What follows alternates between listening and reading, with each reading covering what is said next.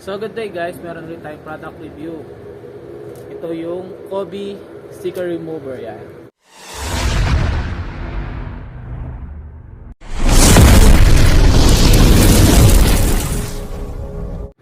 So good day guys, meron ulit tayong product review. Ito yung Kobe sticker remover yan.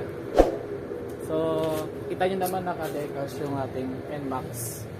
Pa-sticker siya. So nagaano siya, natatanggal na yung sticker niya. So tatanggalin na natin lahat ng sticker na nakakabit dito sa body saka sa front ng ating NMAX. So try natin kung mabisa talaga tong Kobe sticker remover.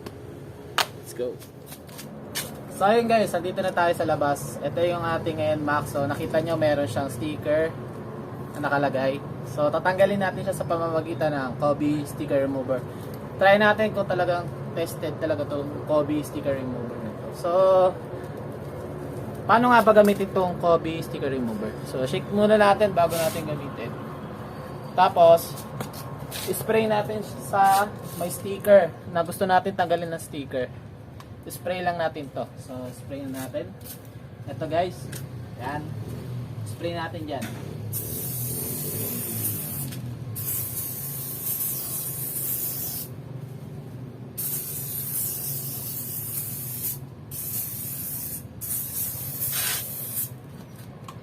So ayan guys, spray na natin. So wait lang natin matuyo yung in-spray natin na Kobe sticker remover. So tignan natin kung talagang tested na makakatanggal agad siya ng sticker sa motor natin. So let's go.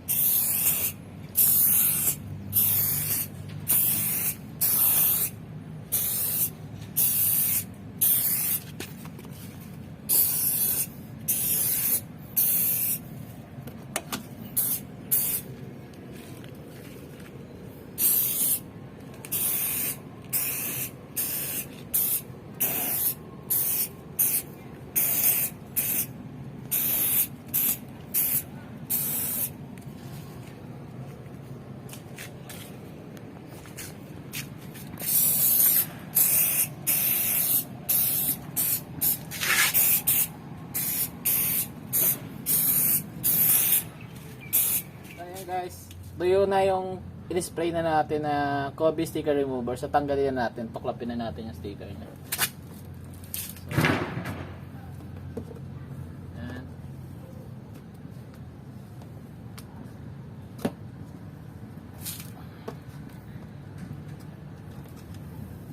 So madali na lang siya natutuklap guys kasi na-sprayan na natin siya ng sticker, Kobe sticker remover.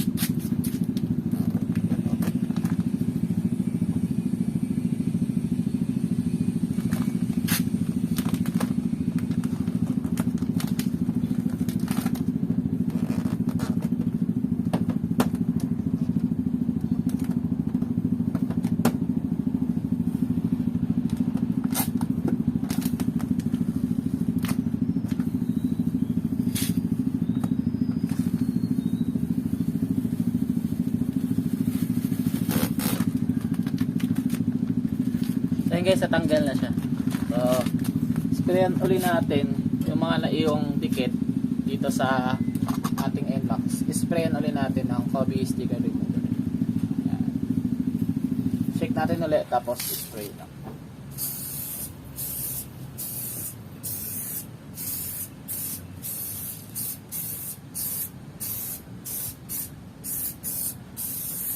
Tapos hintay lang natin tumuyo tong sticker remover, saka punasan natin ng microfiber.